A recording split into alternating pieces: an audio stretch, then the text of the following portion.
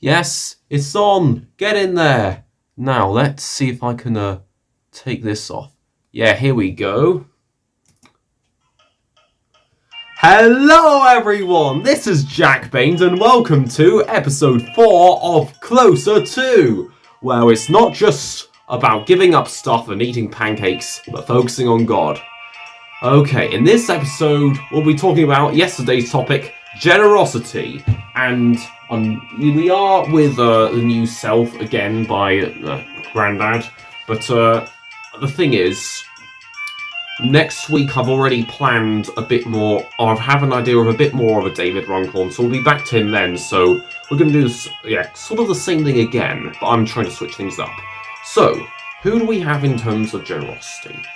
Well, Grandad, I'm not going to go into every single literary thing he's done in terms of this chapter, but his focus starts with, God so loved that he gave, John 3 verse 16, which is really, because he only uses ellipsis, he doesn't go into detail and say, God so loved the world that he gave us his only son, and it's that pithy statement that God is generous.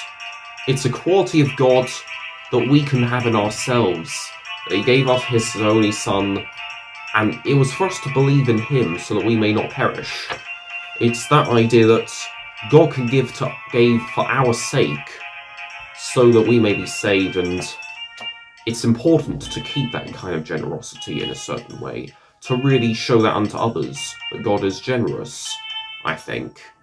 I mean, it's the right thing to do in certain ways. This was God trying to save from sin. A very sinful world, he sent Jesus. God so loved us that he gave his only son. Well, yes, gave it a bit more of a human. So there's a human aspect as well, because it's the son. So I want to look into a bit more about who the man behind the pen is. Man behind the desk. He mentions on page 46, my wife and I have done this regularly throughout our married life.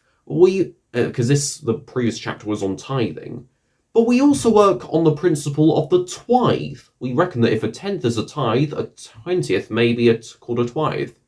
So 1/20th of our disposable income, half our tithe, goes to the church or churches we belong to at that time. The rest is divided between a number of missions and charities we decide to support. I mean, the Baynes grandparents are probably some of the most generous people I've ever met in life. This isn't just money. I mean, money for sure, because one of the few sermons my dad has given is he likes he likes the father experience. He likes seeing his family in Oxfordshire, seeing his parents there, and he just finds it so generous, because one of the events is to do with, do you want some money, Colin? Do you want some, do you need some financial assistance? And it's that kind of thing that's really nice, and all I'm saying is, it is something that is brought onto me. It's passed on to me, that kind of generosity that in this world where financial stability is key, that's the kind of generosity one needs.